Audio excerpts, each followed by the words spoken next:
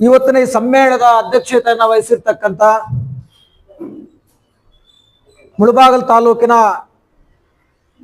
ಶಿಕ್ಷಣ ಸಂಸ್ಥೆಗಳ ಮುಖ್ಯಸ್ಥರು ಆಗಿರ್ತಕ್ಕಂಥವರು, ಹಲವಾರು ವರ್ಷಗಳಿಂದ ಈ ಭಾಗದ ರೈತಾಪಿ ವರ್ಗದ ನಡುವೆ ರೈತರಿಗೆ ಬೆನ್ನೆಲುಬಾಗಿ ಧ್ವನಿಯಾಗಿ ಕೆಲಸ ಮಾಡ್ತಾ ಇರ್ತಕ್ಕಂಥ ಹಿರಿಯ ರೈತ ಮುಖಂಡರು ಆಗಿರ್ತಕ್ಕಂಥ ರಮೇಶ್ ಅವರವರೇ, ಹಾಗೇನೆ ವೇದಿಕೆಯಲ್ಲಿ ಈ ರೈತ ಸಮ್ಮೇಳನ ಯಶಸ್ವಿಯಾಗಬೇಕು, ರೈತರ ಹೋರಾಟಗಳು ಮತ್ತಷ್ಟು ಗಟ್ಟಿ ಆಗಬೇಕು, ಮುಂದಿನ ದಿನಗಳಲ್ಲಿ ನಮ್ಮ ಮುಂದೆ ಇರತಕ್ಕಂಥ ಸವಾಲುಗಳಿಗೆ ನಾವೆಲ್ಲ ಒಗ್ಗಟ್ಟಾಗಿ ಹೋರಾಟಗಳನ್ನು ನಡೆಸಬೇಕು ಅಂತೇಳಿ ಅನೇಕ ಚಳುವಳಿಗಳಲ್ಲಿ ತಮ್ಮನ್ನ ತೊಡಗಿಸಿಕೊಂಡು ಇವತ್ತಿನ ಸಮ್ಮೇಳನದಲ್ಲಿ ಕೂಡ ಭಾಗವಹಿಸಿರ್ತಕ್ಕಂಥ ಹಿರಿಯರು ಆಗಿರ್ತಕ್ಕಂಥ ಎಂ ಗೋಪಾಲಣ್ಣ ಅವರೇ, ವೇದಿಕೆಯಲ್ಲಿ ಆಸೀನರಾಗಿರ್ತಕ್ಕಂಥ ಕರ್ನಾಟಕ ಪ್ರಾಂತ ರೈತ ಸಂಘದ ಜಿಲ್ಲಾ ಅಧ್ಯಕ್ಷರಾದಂಥ ಟಿ.ಎಂ. ವೆಂಕಟೇಶ್ ಅವರೇ, ಕರ್ನಾಟಕ ಪ್ರಾಂತ ರೈತ ಸಂಘದ ಜಿಲ್ಲಾ ಪ್ರಧಾನ ಕಾರ್ಯದರ್ಶಿಗಳಾಗಿರ್ತಕ್ಕಂಥ ಪಾತ್ಕೋಟ್ ನವೀನ್ ಅವರೇ, ಮತ್ತು ವೇದಿಕೆಯಲ್ಲಿ ಇಲ್ಲಿ ನಮ್ಮ ರಾಮಚಂದ್ರಪ್ಪನವರು, ಹಾಗೇನೆ ಶಂಕರು, ನಮ್ಮ ವೆಂಕಟೇಶು, ನಮ್ಮ ಮಹಿಳಾ ಮತ್ತು ಯುವಜನ ಚಳವಳಿಗಳ ಮುಖಂಡರುಗಳಾಗಿ ಇಲ್ಲಿ ತುಂಬ ಜನ ಇಲ್ಲಿ ವೇದಿಕೆಯಲ್ಲಿ ಇದ್ದಾರೆ. ಅವರೆಲ್ಲರಿಗೂ ಕೂಡ ಹಾಗೇನೆ ಇವತ್ತು ಈ ಸಮ್ಮೇಳನ ಯಶಸ್ವಿ ಆಗ್ಬೇಕಂತೇಳಿ ಮುಳಬಾಗಿಲು ತಾಲೂಕಿನ ಬೇರೆ ಬೇರೆ ಹೋಬಳಿ ಪಂಚಾಯಿತಿಗಳು ಅಥವಾ ಹಳ್ಳಿಗಳಿಂದ ಇವತ್ತು ಏನೆಲ್ಲ ಸಂಕಷ್ಟಗಳಿಗೆ ರೈತಾಪಿ ವರ್ಗ ಅಥವಾ ದುಡಿಯುವ ವರ್ಗ ಸಂಕಷ್ಟಗಳಿಗೆ ಎದುರಾಗಿರ್ತಕ್ಕಂಥವ್ರು ಒಂದು ಪರಿಹಾರವನ್ನು ಕಂಡುಕೋಬೇಕು, ನಮಗೆ ಒಂದು ಆ ರೀತಿಯಾದಂಥ ಒಂದು ಇವತ್ತು ದಾರಿ ಇದೆ ಅಂತಕ್ಕಂಥ ಆ ದಾರಿಯನ್ನು ಕಂಡುಕೊಳ್ಳಿಕ್ಕೆ ಸಮ್ಮೇಳನದಲ್ಲಿ ಭಾಗವಹಿಸಿರ್ತಕ್ಕಂಥ ಎಲ್ಲ ಈ ಭಾಗದ ರೈತಾಪಿ ಅಣ್ಣ ತಮ್ಮಂದ್ರೆ, ಅಕ್ಕಂದ್ರೆ, ವಿಶೇಷವಾಗಿ ಇವತ್ತು ಮಾಧ್ಯಮದ ಗೆಳೆಯರು, ಇಲ್ಲಿ ಏನೆಲ್ಲ ಇವತ್ತು ಚರ್ಚೆ ಆಗ್ತಾ ಇದಾವೋ ಈ ಚರ್ಚೆಗಳನ್ನ ಇವತ್ತು ಸಮಾಜಕ್ಕೆ, ಸರ್ಕಾರಕ್ಕೆ ಮತ್ತೊಂದು ಕಡೆ ಅದನ್ನ ತಿಳಿಸುವಂತ ರೀತಿಯಲ್ಲಿ, ಜನರನ್ನ ಹೆಚ್ಚಿಸುವಂತ, ಅವರನ್ನ ಎಚ್ಚರಿಸುವಂತ ರೀತಿಯಲ್ಲಿ ಕೆಲಸ ಮಾಡಲಿಕ್ಕೆ ಇವತ್ತು ಮಾಧ್ಯಮದ ಗೆಳೆಯರು ವಿಶೇಷವಾಗಿ ಇಲ್ಲಿ ಬಂದಿದ್ದಾರೆ. ಅವರೆಲ್ಲರಿಗೂ ಕೂಡ ಮತ್ತೊಮ್ಮೆ ನಾನು ಸ್ವಾಗತವನ್ನ ಬಯಸ್ತಾ ಮತ್ತು ಅಭಿನಂದಿಸ್ತಾ, ಇವತ್ತು ಭಾರತ ದೇಶದಲ್ಲಿ ಕೃಷಿ ಅಂತಕ್ಕಂಥದ್ದು, ವ್ಯವಸಾಯ ಏನ ಪರಿಸ್ಥಿತಿ ಇದೆ ಅಂತಂದ್ರೆ ಭಾರಿ ಬಿಕ್ಕಟ್ಟಿನ ಪರಿಸ್ಥಿತಿಯನ್ನು ಎದುರಿಸ್ತಾ ಇದೆ. ಕೃಷಿ ರಂಗ ಲಾಭದಾಯಕ ರಂಗ ಅಲ್ಲ. ಇದು ಕೃಷಿ ಮಾಡ್ತಕ್ಕಂಥವ್ರು ಭಾರಿ ಸಂಕಷ್ಟಗಳನ್ನ ಎದುರಿಸುವಂತ ಕಾಲಘಟ್ಟದಲ್ಲಿ ಇವತ್ತು ಈ ಸಮ್ಮೇಳನಗಳು ಇವತ್ತು ನಡೀತಾ ಇರ್ತಕ್ಕಂಥದ್ದು. ಏನ್ ಇವತ್ತು ನಾವು ಕರ್ನಾಟಕ ಪ್ರಾಂತ ರೈತ ಸಂಘ ಅಂತೇಳಿ ಇಲ್ಲಿ KPRS ಅಂತೇಳಿ ಕರಿತಾ ಇದೀವೋ, 1957ರಲ್ಲಿ ಕರ್ನಾಟಕದಲ್ಲಿ ಇದು ಸ್ಥಾಪನೆ ಆಗುತ್ತೆ. ಆ 57ಕ್ಕೆ ಮೊದಲು ಕೋಲಾರ ಜಿಲ್ಲಾ ರೈತ ಸಂಘ, ಮಂಗಳೂರು ಜಿಲ್ಲಾ ರೈತ ಸಂಘ, ಬೇರೆ ಬೇರೆ ಜಿಲ್ಲೆಗಳ ಹೆಸರಿನಲ್ಲಿದ್ದಂಥ ರೈತ ಸಂಘಗಳು, ಆಯಾ ಜಿಲ್ಲೆಗಳಲ್ಲಿ ರೈತಾಪಿ ವರ್ಗದ ನಡುವೆ ಎದ್ದು ಬಂದಂಥ ಸಮಸ್ಯೆಗಳಿಗೆ ಹೋರಾಟಗಳನ್ನು ನಡೆಸ್ತಾ ಇದ್ದಂಥ ಸಂಘಟನೆಗಳು ಇಡೀ ರಾಜ್ಯದಲ್ಲಿ ಒಂದು ಸಂಘಟನೆ ಆಗಬೇಕು ಅಂತೇಳಿ ಈ ಮುಳಬಾಗಿಲು ತಾಲೂಕಿನ ಆರ್ ವೆಂಕಟರಾಮಯ್ಯರವರನ್ನು ಒಳಗೊಂಡಂತೆ ನಮ್ಮ ಕೋಲಾರ ಜಿಲ್ಲೆಯ ವೆಂಕಟಗಿರಿಯಪ್ಪ, ಬೇರೆ ಬೇರೆ ಇಡೀ ರಾಜ್ಯದ ಎಲ್ಲ ಆ ರೀತಿಯಾದಂಥ ರೈತಾಪಿ ವರ್ಗದ ನಡುವೆ ಕೆಲಸ ಮಾಡ್ತಾ ಇದ್ದಂಥವ್ರು, ನಾವೊಂದು ಇಡೀ ಕರ್ನಾಟಕದಲ್ಲಿ ಒಂದು ಕಣ್ಣೋಟವನ್ನು ಇಟ್ಕೊಂಡು ಇಡೀ ಕರ್ನಾಟಕದ ರೈತಾಪಿ ವರ್ಗಕ್ಕೆ ನ್ಯಾಯವನ್ನು ಕೊಡಿಸುವಂತ ರೀತಿಯಲ್ಲಿ ಚಳುವಳಿಯನ್ನು ಕಟ್ಟಬೇಕು ಅಂತೇಳಿ ಕರ್ನಾಟಕ ಪ್ರಾಂತ ರೈತ ಸಂಘ 57ರಲ್ಲಿ ಪ್ರಾರಂಭ ಆಗುತ್ತೆ. ಹಾಗೇನೆ ಅಖಿಲ ಭಾರತ ಮಟ್ಟದಲ್ಲಿ ಏನ್ ಇವತ್ತು ನಾವು AIKS ಅಂತೇಳಿ ಆಲ್ ಇಂಡಿಯಾ ಕಿಸಾನ್ ಸಭಾ, ಆ ಆಲ್ ಇಂಡಿಯಾ ಕಿಸಾನ್ ಸಭೆಗೆ ಸಂಯೋಜನೆಗೊಂಡಿರ್ತಕ್ಕಂಥದ್ದು ಕರ್ನಾಟಕ ಪ್ರಾಂತ ರೈತ ಸಂಘ. ಅಖಿಲ ಭಾರತ ಕಿಸಾನ್ ಸಭಾ 1936ರಲ್ಲಿ ಉತ್ತರ ಪ್ರದೇಶದ ಲಕ್ನೋದಲ್ಲಿ ಸಮಾವೇಶಗೊಂಡು ಇಡೀ ಅಖಿಲ ಭಾರತಕ್ಕೆ ಒಂದು ಸಂಘಟನೆಯನ್ನ ರೂಪುಗೊಳ್ಳುತ್ತೆ. ಅಂದ್ರೆ 1936 ತನಕ ಈ ದೇಶದಲ್ಲಿ ರೈತಾಪಿ ವರ್ಗ ಇರ್ಲಿಲ್ವಾ, ರೈತರ ಸಮಸ್ಯೆಗಳಿರ್ಲಿಲ್ವಾ ಅಂತಂದ್ರೆ ಖಂಡಿತ ಇತ್ತು.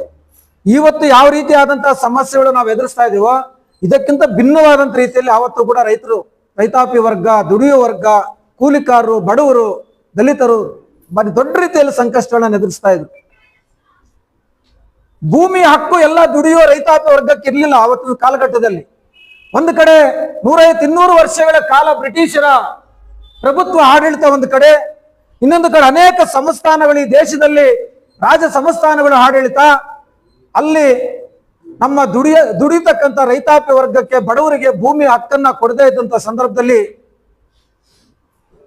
ಸಾವಿರಾರು ಎಕರೆ, ನೂರಾರು ಎಕರೆ ಯಾರು ಶ್ರೀಮಂತ ಭೂಮಾಲೀಕರು ಅವ್ರ ಹಿಡಿತದಲ್ಲಿ ಇಟ್ಕೊಂಡಂತ ಅಥವಾ ರಾಜ್ಯಗಳ ಅಧೀನರಾಗಿದ್ದಂತ ಅವರ ಹಿಡಿತದಲ್ಲಿ ಇಟ್ಕೊಂಡಂತ ಭೂಮಿಯಲ್ಲಿ ಇವರು ಕೇವಲ ಬೆಳೆಗಳನ್ನು ಮಾಡುವಂತದ್ದು ಮಾತ್ರ ಇತ್ತು.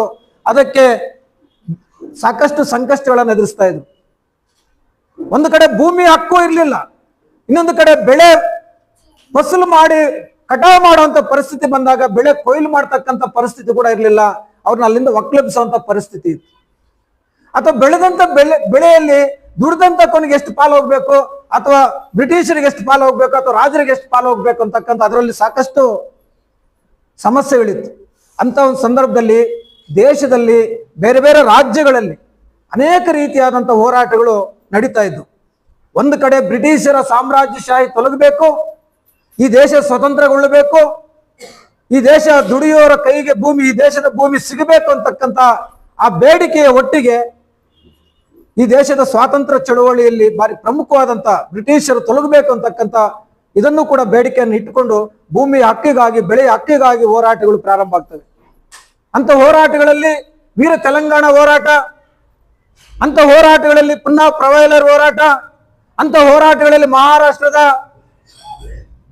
ಏನು ಬುಡಕಟ್ಟು ಜನರ ಆದಿವಾಸಿಗಳ ಹೋರಾಟ, ಹಾಗೇನೆ ಬಾಂಗ್ಲಾ ಪ್ರಾಂತ್ಯದಲ್ಲಿ ತೇಬಾಗ್ ಹೋರಾಟ, ಅಸ್ಸಾಮಿನ ಕುರ್ಮಾ ಹೋರಾಟ, ಈ ರೀತಿಯಲ್ಲಿ ದೇಶದಲ್ಲಿ ಅನೇಕ ಹೋರಾಟಗಳು ಏನು ನಡೀತಾ ಇದ್ವೋ ಅವೆಲ್ಲವನ್ನೂ ಕೂಡ ಈ ದೇಶದ ಒಂದು ಸ್ವಾತಂತ್ರ್ಯಕ್ಕಾಗಿ ಇಡೀ ಒಂದು ಚಳುವಳಿ ಏನು ಪ್ರಾರಂಭ ಆಗಿರ್ತದೋ ಅದೇ ಸಂದರ್ಭದಲ್ಲಿ ರೈತಾಪಿ ವರ್ಗ ಕೂಡ ದೇಶದ ಸ್ವಾತಂತ್ರ್ಯದ ಭಾಗವಾಗಿ ಒಂದು ಬೇಡಿಕೆಗಳನ್ನು ಇಟ್ಟುಕೊಂಡೇನೆ ತಮ್ಮ ಭೂಮಿಯ ಬೆಳೆಯ ಹಕ್ಕುಗಳಿಗಾಗಿ ಹೋರಾಟಗಳನ್ನ ಒಟ್ಟುಗೂಡಿಸಿಕೊಂಡು ನಡೆಸಿದಂತ ಹೋರಾಟಗಳ ಪರಿಣಾಮನೇ 36ರಲ್ಲಿ ಅಖಿಲ ಭಾರತ ಕಿಸಾನ್ ಸಭಾ ಪ್ರಾರಂಭ ಆಗಿತ್ತು.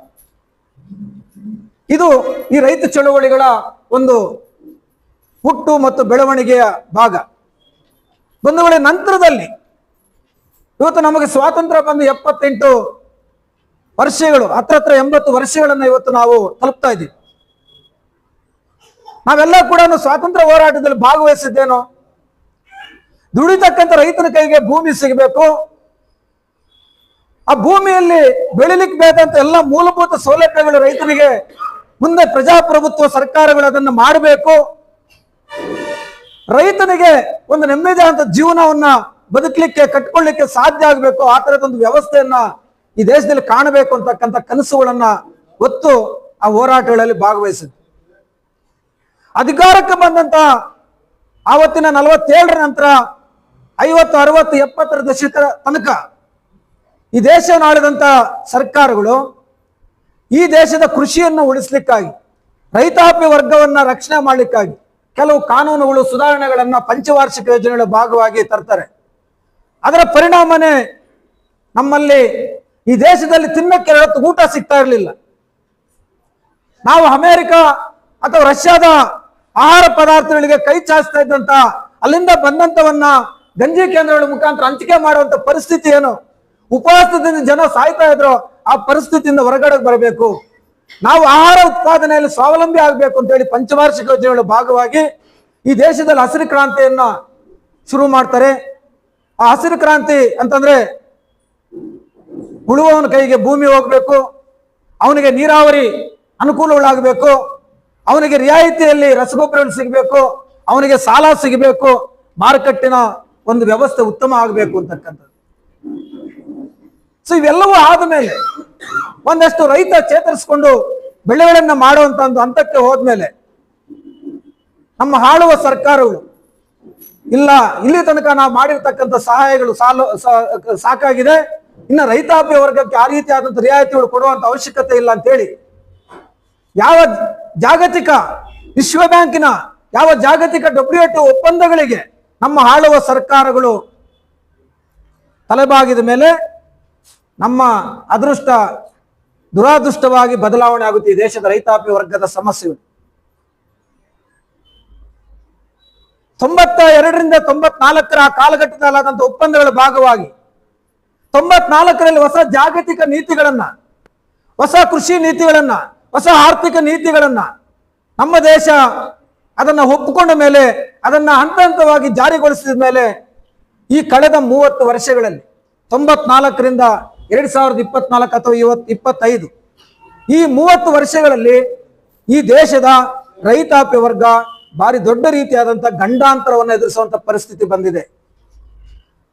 ಯಾವ ರೈತ ಆತ್ಮಹತ್ಯೆ ಮಾಡ್ಕೋಬಾರ್ದು, ಯಾವ ರೈತ ಒಂದು ಉತ್ತಮವಾದಂತ ಜೀವನವನ್ನು ರೂಪಿಸ್ಕೋಬೇಕಾಗಿತ್ತೋ, ತಾನು ಬೆಳೆಯನ್ನ ಬೆಳೆದು ಮಾರುಕಟ್ಟೆಯಲ್ಲಿ ಮಾರಾಟ ಮಾಡಿ ಇನ್ನೊಂದು ಹೊಸ ಬೆಳೆಯನ್ನು ಮಾಡ್ಲಿಕ್ಕೆ ಹೋಗ್ಬೇಕಾಗಿತ್ತೋ, ಆ ರೈತಾಪಿ ವರ್ಗ ಇವತ್ತು ಬೆಳೆದಂತ ಬೆಳೆಗಳಿಗೆ ಉತ್ತಮ ಬೆಲೆ ಸಿಗದೆ ಅವನು ಸಾಲಗಾರನಾಗಿ ಮಾಡಿದಂತ ಸಾಲವನ್ನು ತೀರಿಸಲಾರದೆ ಕುಟುಂಬವನ್ನು ಪೋಷಣೆ ಮಾಡ್ಕೊಳ್ಳಿಕ್ಕೆ ಸಾಧ್ಯ ಆಗದೆ ಆತ್ಮಹತ್ಯೆ ದಾರಿಯನ್ನ ಹಿಡಿದ್ರು. ಹಾಗಾಗಿ ಈ 30 ವರ್ಷಗಳಲ್ಲಿ ಸರಿಸುಮಾರು 6.5 ಲಕ್ಷಕ್ಕಿಂತ ಹೆಚ್ಚಿನ ರೈತಾಪಿ ವರ್ಗ ತಮ್ಮ ಪ್ರಾಣಗಳನ್ನ ಇವತ್ತು ಈ ಸಾಲಗಾರರಾಗಿ ವಿಮುಕ್ತಿ ಆಗದೆ ಪ್ರಾಣಗಳನ್ನ ಕಳ್ಕೊಂಡಿರ್ತಕ್ಕಂಥದ್ದು. ಇದು ಕೇವಲ ಅಖಿಲ ಭಾರತ ಮಟ್ಟದ ಅಂಕಿಅಂಶಗಳನ್ನ ನಾವು ಹೇಳ್ತಾ ಇಲ್ಲ. ಕರ್ನಾಟಕದಲ್ಲೂ ಕೂಡ ನೀವು ಕಳೆದ 10 ವರ್ಷಗಳ ಅಂಕಿಅಂಶಗಳನ್ನ ತಗೊಂಡ್ರೆ, ಇಂದಿನ ಬಿಜೆಪಿ ಸರ್ಕಾರ ಇರ್ಬೋದು, ಅದರ ಹಿಂದೆ ಕಾಂಗ್ರೆಸ್ ಸರ್ಕಾರ ಇರ್ಬೋದು, ಅಥವಾ ಇವತ್ತಿನ ಮತ್ತೆ ಅಗೇನ್ ಕಾಂಗ್ರೆಸ್ ಸರ್ಕಾರ, ಈ 3 ಸರ್ಕಾರಗಳ ಅವಧಿಯಲ್ಲಿ 10 ವರ್ಷಗಳ ಅಂಕಿಅಂಶಗಳನ್ನು ತಗೊಂಡ್ರೆ ಪ್ರತಿ ವರ್ಷ 850ರಿಂದ 1200 ತನಕ, ಅಂದ್ರೆ 10,500 ಜನ ಕರ್ನಾಟಕದಲ್ಲೂ ಕೂಡ ಈ ಒಂದು ಕಾಲಾವಧಿಯಲ್ಲಿ ಆತ್ಮಹತ್ಯೆಗಳು ಮುಂದುವರೆದಿದ್ದಾವೆ. ಯಾಕೆ? ಏನ್ ಇವತ್ತು ರೈತರಿಗೆ ಆ ರೀತಿಯಾದಂತಹ ಸಂಕಷ್ಟಗಳು, ಆತ್ಮಹತ್ಯೆ ಮಾಡ್ಕೊಳ್ಳುವಂತ ಸಂಕಷ್ಟಗಳು ಏನು ಎದುರಾಗಿದ್ದಾವೆ? ರೈತ ಯಾಕೆ ಕೃಷಿಯಿಂದ ಇವತ್ತು ಹೊರಗಡೆ ಹೋಗ್ತಾ ಇದ್ದಾನೆ? ನಾವೆಲ್ಲ 60, 70 ದಶಕದ ತನಕ ಮಾತಾಡ್ತಾ ಇದ್ವಿ, ಈ ದೇಶದಲ್ಲಿ ದುಡಿಯುವ ಜನ 100ಕ್ಕೆ 80% ಜನ ಅಂತೇಳಿ. ಇವತ್ತು ನಾವು ಮಾತಾಡ್ತಾ ಇದ್ದೀವಿ 100ಕ್ಕೆ 50 ಅಥವಾ 51% ಜನ ಮಾತ್ರನೇ ಕೃಷಿಯನ್ನ ಮಾಡ್ತಕ್ಕಂಥವ್ರು ಅಂತೇಳಿ. ಅದೇ ಉಳಿದಂತ ಜನ ಎಲ್ಲೋದ್ರು? ಯಾಕೆ ಕೃಷಿಯನ್ನ ಬಿಟ್ಟಿದ್ದಾರೆ? ಕೃಷಿ ಅಂತಕ್ಕಂಥದ್ದು ಇವತ್ತು ಇದು ಕುಟುಂಬವನ್ನ ರಕ್ಷಣೆ ಮಾಡ್ಕೊಳ್ತಕ್ಕಂಥದ್ದಲ್ಲ. ನಾವು ದಿವಾಳಿ ಆಗ್ತೀವಿ ಕೃಷಿ ಮಾಡಿದ್ರೆ ಅಂತೇಳಿ ಕೃಷಿಯಿಂದ ಇವತ್ತು ಹೊರಗಡೆ ಬರ್ತಾ ಇದ್ದಾರೆ ರೈತಾಪಿ ವರ್ಗ. ಅದಕ್ಕೆ ಕಾರಣ ಇವತ್ತು ನಮ್ಮನ್ನ ಆಳ್ತಾ ಇರ್ತಕ್ಕಂಥ ಸರ್ಕಾರಗಳ ಉದಾರೀಕರಣ ನೀತಿಗಳು, ಸರ್ಕಾರಗಳ ಕಾರ್ಪೊರೇಟೀಕರಣ ನೀತಿಗಳು. ಆ ಕಾರ್ಪೊರೇಟೀಕರಣ ನೀತಿಗಳು ಅಂದ್ರೆ ಯಾರು ಇವತ್ತು ಶ್ರೀಮಂತರು, ಬಂಡವಾಳಗಾರರು, ವಿದೇಶಿ ಬಂಡವಾಳ ಸಹಾಯದೊಂದಿಗೆ ಈ ದೇಶದಲ್ಲಿ ಕೃಷಿಯಲ್ಲಿ ಆ ಕಾರ್ಪೊರೇಟ್ ಬಂಡವಾಳಗಾರರು ಇವತ್ತು ಬರ್ತಾ ಇರೋದ್ರಿಂದ ರೈತಾಪಿ ವರ್ಗ ಇವತ್ತು ಕೃಷಿಯನ್ನ ಮಾಡ್ಲಿಕ್ಕೆ ಆಗ್ತಾ ಇಲ್ಲ. ಕೃಷಿ ಅಂತಕ್ಕಂಥದ್ದು ದುಬಾರಿ ಆಗಿದೆ. ಇಂದಿನ ರೀತಿಯಲ್ಲಿ ಸರಳೀಕರಣ ಅಲ್ಲ, ಸುಲಭ ಅಲ್ಲ.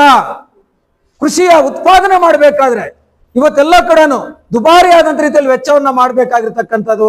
ಒಂದು ಕಡೆ ಆ ದುಬಾರಿಯ ವೆಚ್ಚದಲ್ಲಿ ಬೆಳೆಗಳನ್ನ ಮಾಡಿ ಮಾರುಕಟ್ಟೆಗೆ ಹೋದ್ರೆ ಅದಕ್ಕೆ ಸ್ಥಿರವಾದಂತ ಅಥವಾ ವೈಜ್ಞಾನಿಕ ಬೆಲೆಗಳು ಸಿಗದೆ ಇರತಕ್ಕಂಥದ್ದು, ರೈತನಿಗೆ ಸಾಲಗಳು ಸಿಗದೆ ಇರತಕ್ಕಂಥದ್ದು, ಈ ಎಲ್ಲ ಕಾರಣಗಳಿಂದ ಇವತ್ತು ಕೃಷಿ ದುಬಾರಿಯಾಗಿ ಕೃಷಿಯಿಂದ ರೈತ ಹೊರದಬ್ಬುವಂತ ಪರಿಸ್ಥಿತಿ ಬಂದಿದೆ. ಮತ್ತೊಂದು ಕಡೆ ಸರ್ಕಾರಗಳು ಅನುಸರಿಸ್ತಾ ಇರ್ತಕ್ಕಂಥ ಧೋರಣೆಗಳು ಎಲ್ಲವೂ ಕೂಡ ಕಾರ್ಪೊರೇಟ್ ಕಂಪನಿಗಳನ್ನ ಬೆಂಬಲಿಸುವಂತ ಅಥವಾ ಕೃಷಿಯನ್ನ ಪ್ರೋತ್ಸಾಹಿಸುವಂತ ಧೋರಣೆಗಳಿಂದ ಇವತ್ತು ರೈತರು ಕೃಷಿಯಿಂದ ಹೊರ ಹೋಗ್ತಾ ಇದ್ದಾರೆ. ರೈತನಿಗೆ ಸಾಲ ಕೊಡ್ಬೇಕಂತ ಹೇಳಿ ಹೋರಾಟ ಮಾಡ್ತೀವಿ. ಹಿಂದೆ UPA ಸರ್ಕಾರ ಇದ್ದಂತ ಸಂದರ್ಭದಲ್ಲಿ ಸುಮಾರು 70 ಲಕ್ಷ ಕೋಟಿಗಳನ್ನ ಈ ದೇಶದ ರೈತಾಪಿ ವರ್ಗದ ಮೇಲೆ ಇದ್ದಂತ ಸಾಲಗಳನ್ನ ಮನ್ನಾ ಮಾಡಿ